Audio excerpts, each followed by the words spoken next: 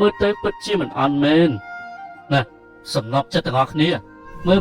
បងសំជាមេតបទេហ៎មើលមើលទៅក៏ដូចជាអង្គអាចខ្លាំងណាស់ថាហើយពិតជាអស្ចារ្យមែនគ្រឿងច្បាំងនេះមិនអន់ជាងជ័យកុំជីនទេណាលោកម្ចាស់ខ្ញុំមិនថាបងសាសំជាសេនាប្រមុខដល់ហើយសូមជាសេនាប្រមុខទៀតលយកប់លោកម្ចាស់ឈុតអាយក្រៅនេះមិញគូគេធ្វើជាពិសេសយ៉ាល្អបងគួរតែឲ្យអ្នកដទៃគេឃើញពេលដែលបងចុះបម្រើកងទ័ពទុកវាប្រែទៅលើសមរភូមិតែប៉ុណ្ណោះទទួលបញ្ជាប្រពន្ធធំនិយាយយ៉ាងម៉េចក៏ត្រូវតែស្ដាប់សាយានគេបានជួយចូលគ្រឿងសឹកនេះទាំងស្រុងហើយគេបានធ្វើសម្រាប់លោកម្ចាស់យ៉ាងម៉ត់ចត់និយាយអញ្ចឹងនារីក្លាហានមានតបស្អីគេនោះទៅណាបាត់ហើយខ្ញុំអរគុណជាសិតតែឲ្យគាត់រួចទេពេលនេះគាត់កំពុងតែហាត់គុននៅព្រៃឫស្សីក្រោយផ្ទះព្រៃឫស្សីក្រោយផ្ទះហ៎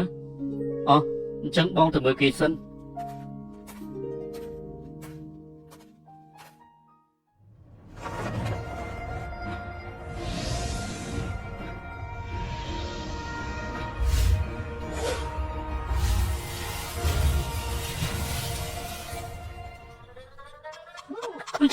ចូលពិតជាអស្ចារ្យមែន idol តើអាចជួយបង្រៀនខ្ញុំបន្តិចតើបានដែរទេខ្ញុំចង់ចេះដែរដោយសារតែយិនសិនលោកឲ្យមកខ្ញុំនោះមានប្រសិទ្ធភាពខ្លាំងតែខ្ញុំទទួលបានកម្លាំងធាន 30% ត្រឡប់មកវិញថាម៉េច 30% ហ៎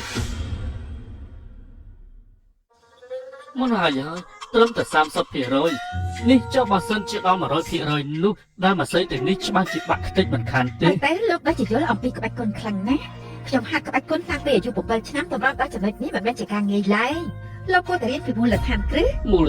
ស្អីខ្ញុំមិនដែលរៀនទេបើនាងដឹងជួយបង្រៀនខ្ញុំផងខ្ញុំសូមហៅនាងជាអ្នកគ្រូក៏បានដែរសូមថ្វាយបង្គំអ្នកគ្រូជួយបង្រៀនកូនសិស្សមកក្បាច់ពីក្បាច់ផងអញ្ចឹងសូមចេញមើលដល់ប្រុងប្រយ័ត្នខ្ញុំនឹងបង្ហាញលោកម្ដងទៀតចេះមិនចេះគឺអាស្រ័យទៅលើលោកបាទ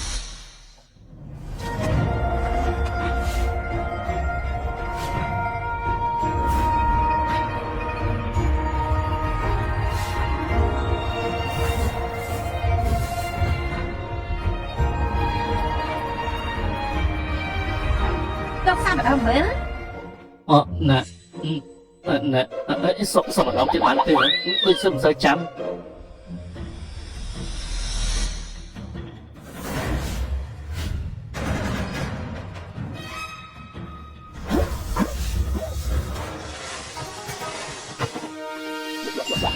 សូមអបអរលោកម្ចាស់ទទួលបានមូលដ្ឋានគ្រឹះហាត់ក្បាច់គុនដំណងជាមួយនឹងកម្លាំងពិសេសដែលមិនធ្លាប់មានលោកម្ចាស់លីវ៉ានីនកម្លាំងប្រយុទ្ធស្មើនឹងមនុស្ស6នាក់ទទួលបានប្រពន្ធលីវ៉ាន់ស៊ីនលីវ៉ាន់ជានលីវ៉ាន់ឈីងសាំងសាយៀនអប់រំជាមួយនឹងអំណាចលក្ខណៈពិសេស20អង្គស៊ីប៉ៃជាមូលដ្ឋានគ្រឹះដំណងលោកម្ចាស់អាយុ65ឆ្នាំហើយអាចបង្កើតបច្ចេកទេសខ្លួនឯងបង្កើតក្បាច់ខ្លួនឯងទៀតពិតជាអស្ចារ្យមែនទេហេតុអីក៏លោកអាចធ្វើបានជំរាបប្រសាសន៍អ្នកគ្រូបារមីម៉ៃសគុណខ្ញុំមិនជឿទេបើមិនជឿទេក៏មិនដឹងទៅធ្វើយ៉ាងម៉េចដែរតែកុសលរបស់លោកពិតជាខ្លាំងណាស់បើសិនជាលោកប្រកួតជាមួយខ្ញុំមិនមែនជាដៃគូរបស់លោកទេអាចាពិតជាទសាពេកហើយមិនហ៊ានទទួលទេចាំងណាគឺនាងមានសមត្ថភាពខ្លាំងជាងបើយ៉ាងទៀតខ្ញុំចង់សួរនាងឈ្មោះស្អីទៅតកូលអីគេតកូលលីនណាលីនយន្តថៃជាឈ្មោះរបស់ខ្ញុំឈ្មោះនេះគឺឈ្មោះលីយន្តថៃ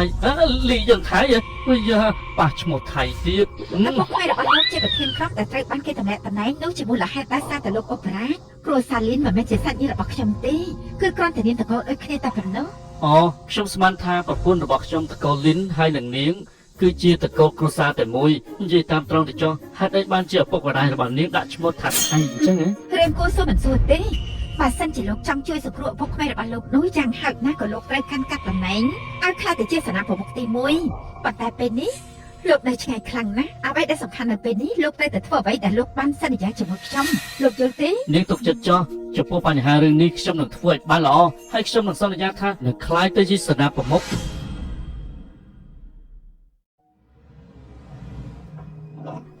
លោកម្ចាស់ត្រឡប់មកវិញហើយមកពិសាទឹកបន្តិចទៅម្នាក់ស្រីមានតបនោះទៅណាហើយនាងត្រឡប់មកវិញតាំងពីព្រឹកហើយក៏ចេញទៅវិញមិនដឹងថាទៅណាទេប៉ុន្តែលោកប្តីក៏មិនរាប់អសោះពួកយើងសិតតែមានចិត្តស្មោះត្រង់ចំពោះចំណុចនេះបងយល់បានអស់ទៅហើយអូនមានស្គាល់លីនយន្តថៃទេម្នាក់នេះគឺជានរណាគេទៅលីនយន្តថៃឈ្មោះនេះគឺដូចជាសាច់ញាតិរបស់មេបញ្ជាការនៃក្រុមឆ្មាំអន្តរីសីមាដូចជនជាមន្ត្រី មានតំណែងខ្ពស់ទៀត វាមិនមែនជាតំណែងខ្ពង់ពួកអីទេវាជាមន្ត្រីថ្នាក់ទី5បើតាមតំណែងនេះគឺប្រហាក់ប្រហែលនឹងតំណែងឪពុករបស់ខ្ញុំប៉ុន្តែឪពុករបស់ខ្ញុំជាមួយនឹងតុលាការមន្ត្រីរាជការគឺពឹងផ្អែកទៅលើសម្ដីរបស់គាត់គឺមានអំណាចនៅក្នុងជួរកងទ័ពហើយគឺជាមនុស្សចំណិតរបស់អធិរាជលៀងខាងជើងប៉ុន្តែពួកគាត់ហាក់ដូចជាមិនយកចិត្តទុកដាក់តទៅសោះគាត់និយាយថាមានកូនប្រុសម្នាក់ប៉ុន្តែមិនដែលនិយាយកូនស្រីទៀតណា ណែអាចដែរទេថានាងអាចនឹងខ្លាចខ្លួនធ្វើជាមនុស្សប្រុស រឿងនេះគឺពិតជាមានការពិបាកណាស់ប៉ុន្តែលោកប្តីត្រូវតែប្រុងប្រយ័ត្នចំពោះស្រីម្នាក់នេះពេលនេះប្រទេសជាតិកំពុងតែច្បុកច្បល់ខ្លាំងណាស់ដូច្នេះយើងមិនដឹងថាអ្នកណាជាមិត្តឬក៏ជាសត្រូវរបស់យើងនៅឡើយទេ អញ្ចឹងអូនច្បាស់ជាដឹងពីនាងហើយមែនទេ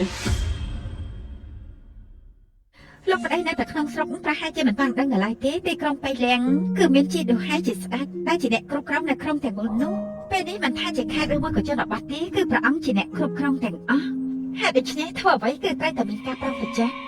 អាចារ្យពេលនេះគឺមានស្ថានភាពប្រញ៉េញ៉ៃហើយខ្ញុំពិតជាពិបាកយល់ខ្លាំងណាស់ចំពោះរឿងប្រវត្តិសាស្ត្រមិនសូវបានបើកសភៅមើលទេដល់តែពេលឆ្លងពេលវេលាមកបែបនេះទើបដឹងថាខ្លួនកញ្ញាខូប្រហើយអូនយល់ថាលៀនយន្តថៃនេះអាចជាមនុស្សអ្នកធំតាដែរទេហ៎ ឪពុករបស់ខ្ញុំជាមន្ត្រីម្នាក់ដោយសារតែគាត់និយាយប្រមាណម៉ាត់តែត្រូវគេចាត់ប្រកាន់ថាជាមនុស្សក្បត់ជីម្ល៉េះហើយបានជាឪពុករបស់ខ្ញុំជួបរឿងទាំងអស់នោះ ហើយយ៉ា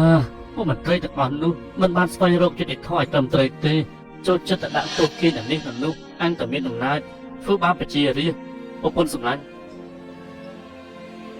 បងសន្យាជាមួយអូនបើសិនជាបងខ្លាចទៅជាសេនាប្រមុខនោះឬដំបងដែលបងត្រូវធ្វើនោះគឺត្រូវតែនាំឪពុករបស់អូនជួបជាមួយនឹងអូនវិញ ប្តីសម្លាញ់តើបងពិតជាមានគំនិតបែបហ្នឹងមែនទេប៉ុន្តែរឿងនេះគឺបងមិនអាចធ្វើតែម្នាក់ឯងទៅរួចទេម្យ៉ាងទៀតសូមបងកុំយករឿងនេះទៅឲ្យអ្នកផ្សេងដឹងជាដាច់ខាតមនុស្សក្នុងលោកពិបាកទឹកចិត្តណាស់ ល្អបងធ្វើតាមអូន មិនអីទេលោកម្ចាស់ពួកយើងឆាប់ទៅហូបបាយទៅបងប្អូនគេធ្វើរួចហើយនោះហូបរួចហើយឆាប់ចូលសម្រាប់ពីព្រោះថ្ងៃស្អែកបងមានកិច្ចការត្រូវរវល់ទៀត បាទអាយ៉ាថ្ងៃនេះជាថ្ងៃចូលឆ្នាំមែនទេហើយđâyបានជាមានម្ហូបច្រើនបែបនេះហ៎ច្រើនខ្លាំងណាស់ទាំងអស់គ្នាចាប់ហូបទៅហូបទៅ លោកប្តីពិសាទៅមកហូបអាហារដែលជំរុំមិនល្អអត់អីដែរទីនេះទេហើយដូច្នេះលោកប្តីគួរតែពិសាឲ្យច្រើនទេលោកម្ចាស់បងទៅទីនោះគឺពិតជាពិបាកខ្លាំងណាស់ពួកយើងទាំង3នាក់រងចាំបងត្រឡប់មកវិញ